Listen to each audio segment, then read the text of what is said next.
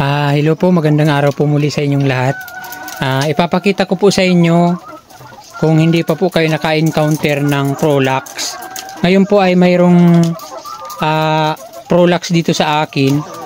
Actually, kahapon pa po ito, ginagamot ko siya, pero pagka naipot po siya, nabalik po yung sakit niya. Pasintabi po pala sa mga kumakain dyan, medyo masilan po ang ating video. Puwit niya po ay, ayan o, lumuluwa siya.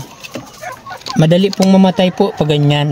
Papakita ko po sa inyo kung ano po yung gagawin sa ganyan para nakaka-recover. Kasi ano lang po yan eh, oras lang patay po agad yung manok pagka nakaluwa po yung puwit niya. Kasi kasama po yung bituka niyan. Ipapakita ko po sa inyo kung paano po yan gagamutin. Kunin po muna natin. Ayan po. Pasintabi na lang po dyan sa mga kumakain.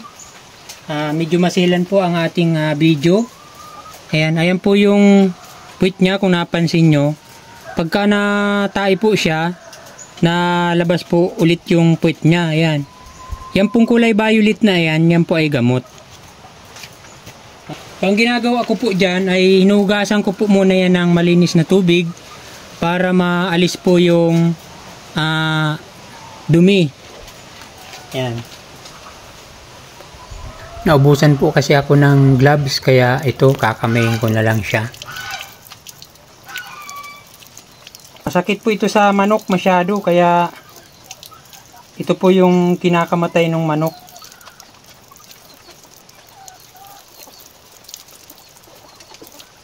Tapos pupunasan po ng malinis na basahan.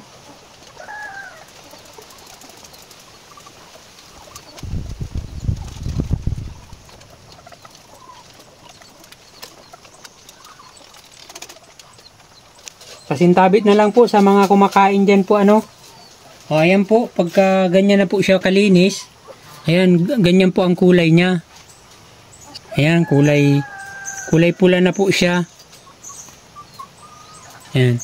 Yan pong kulay puti na yan po yung nilagay ko dati na gamot. Gumaling na siya.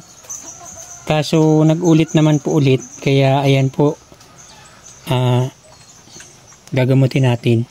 Susubukan po nating mai-survive siya. Binabalik lang po yan sa loob pagkatapos pong gamutin. Ganito po pala yung gamot. Ayan po oh. Kakalugin po muna siya. And then saka po i-spray siya sa ano.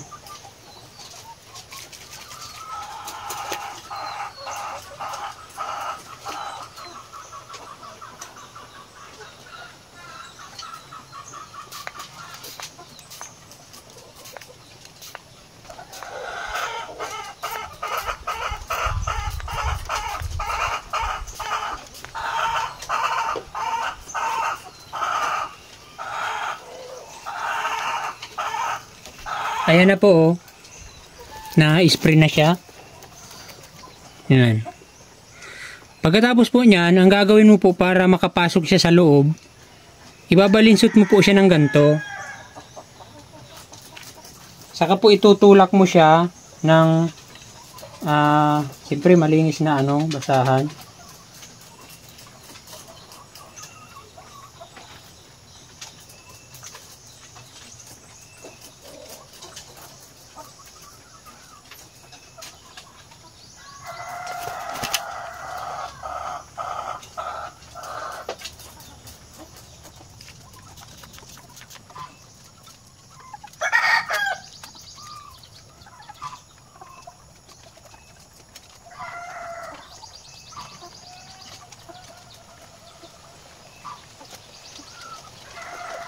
Tapos pong maipasok na, di ba nakapasok na po, ayan oh.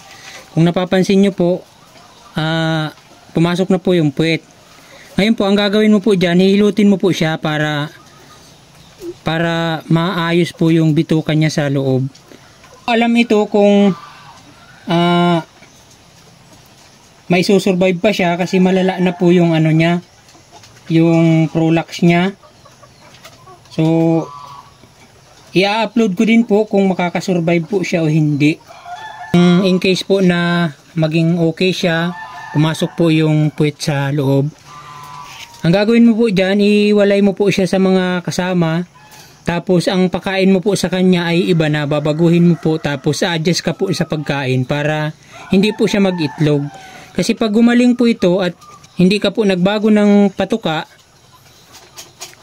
pag nag-iitlog po siya, lumalala po siya lalo. So dapat paparecover mo po muna bago mo po siya paiitlogin. Kaya babago ka po ng pagkain sa kanya, and then control. Huwag mo muna siyang patatabain kasi para hindi po siya umitlog. Pag magaling na po yung sugat niya, saka mo po siya paiitlogin. Ayan po, bumalik na po yung puwit niya. Ayan. Unlike po kanina, yung ano natin. Ngayon po, gugupitan ko po itong balahibo niya dito para pagka lilinis ulit or magagamot ulit ay malinis na siya. Lilinisan po natin yung baba ng puwit niya para pag malinis po ay. Ito pong sakit na ito ay agapan po ito. Pagka hindi mo po naagapan, patay ka agad yung manok. Ito naman pong prolax na tinatawag, nagkakaroon po siya ng ganyang sakit kasi sa pag-iitlog niya po. Pag matagal na po siyang nag-iitlog, nasusugat po yung puwit niya. Minsan po lumalabas yung bituka, yun po yung tinatawag na prolax. Pagka hindi po nagamot.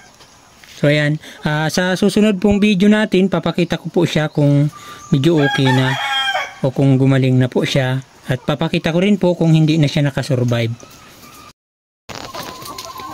Ayan, dito ko po siya nilagay para wala po siyang katabi. Ayan. Po yung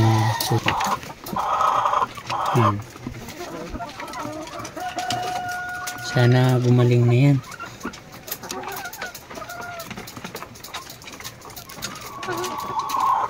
Ayan, wala po yung katabi kaya hindi po yan matutuka. Hindi po matutuka yung puwit niya. So mamaya pong hapon pag papakain ko ay titingnan po natin, sana gumaling siya. So ito po pala yung gamot na ginagamit ko, yung pang spray na kulay violet. Tsaka po nagamit po tayo ng antibiotic para hindi po siya ma-infeksyon. Siyempre para makontrol niya din po yung sakit, hindi niya gaanong maramdaman, kaya kailangan din po natin magpainom ng gamot. Hanggang dito na lamang po muna ang aking video. Maraming salamat po sa inyong panonood. More power po. God bless.